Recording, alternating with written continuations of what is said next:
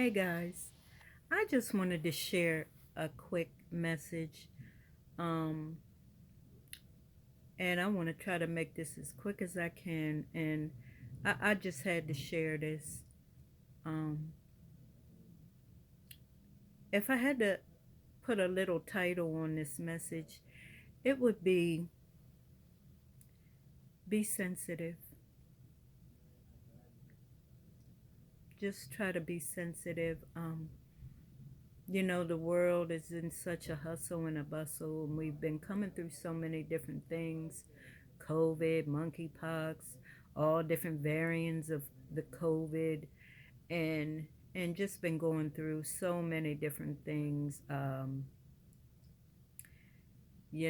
Isolation, loneliness, so many different things, and we as Christians and just people in general, um, we're losing the things that matter most: patience, um, you know, humbleness, consideration. You got road rage. You got people fussing out the cashiers because they're taking too long, and or somebody in front of them's taking too long. And sometimes it is a little irritating, but we have to practice meekness. We have to practice kindness. We have to practice gentleness. And forgive me, I'm in my PJs. But I didn't want to so much worry about how I looked, that I just wanted to get this message out. And in the church, it's good to have the gifts of the Spirit. It's good to operate them in them. But can we practice the fruits of the Spirit? Gentleness, meekness, kindness, patience, long suffering. Can we practice the fruits? Because you know what? Many times the gifts without the fruits can be very uninviting. And just let me tell my little quick story. Um, I've been raising one of my grandchildren, a grandson of mine, basically, from since he was a baby. And, I'm 62, so, it hasn't been easy, always easy. I love him like he's my own, because when you raise a child from an infant, it feels like your own child.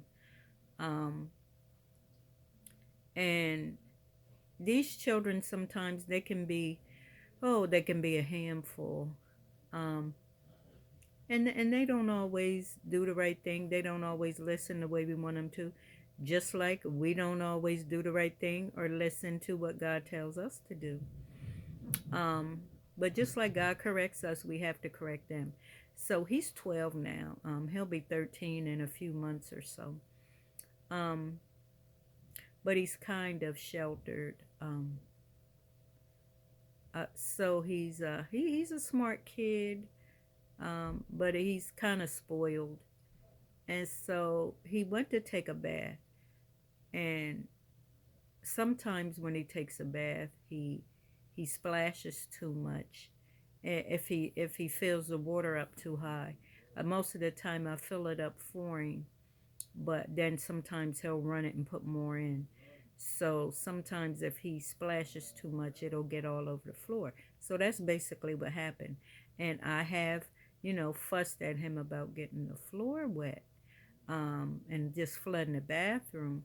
And I'm like, oh my God. So I try to be so watchful, because I'm renting this home. I'm not buying it. So it's your home, but it's like not your home.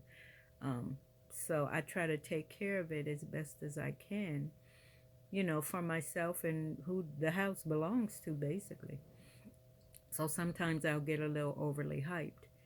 Um, so I went in, and the bathroom was flooded. All the throw rugs were soaking wet, and then I fussed. Um, because I think I was just a little frazzled. throughout the day, a little tired. I'm getting up there. And not something we're supposed to be doing at this age, raising a child.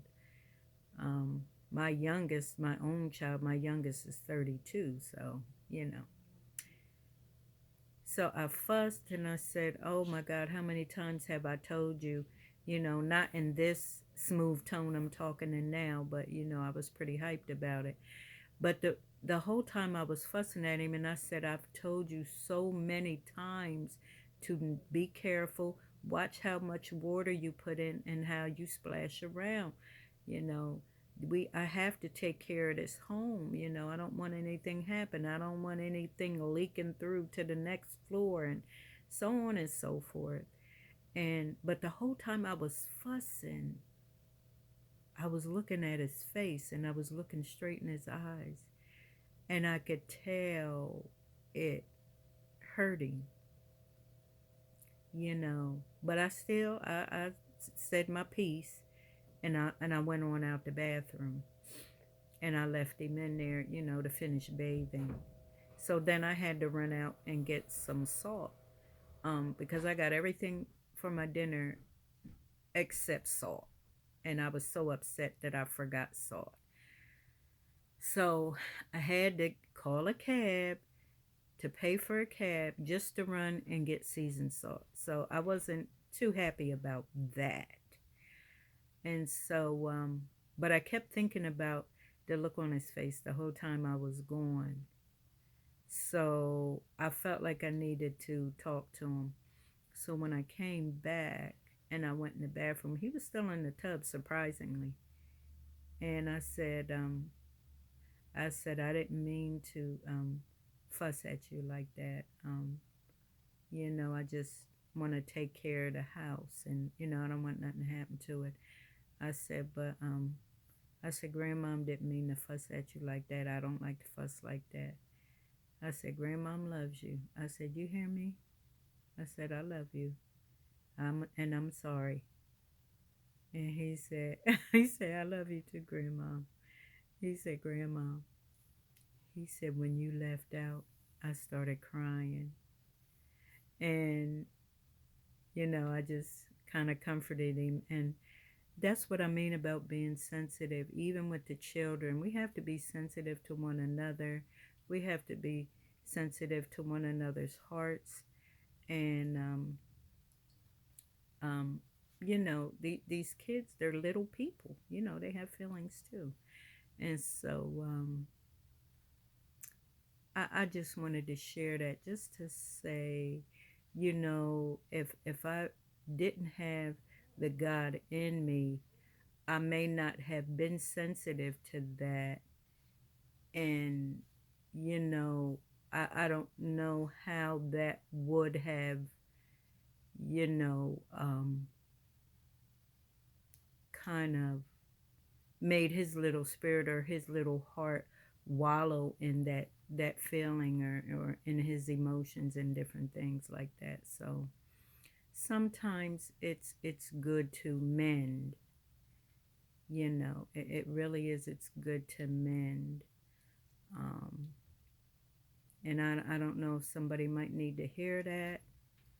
um, that just be sensitive, with these children, um, and with one another. Be sensitive. Merry Christmas and Happy New Year.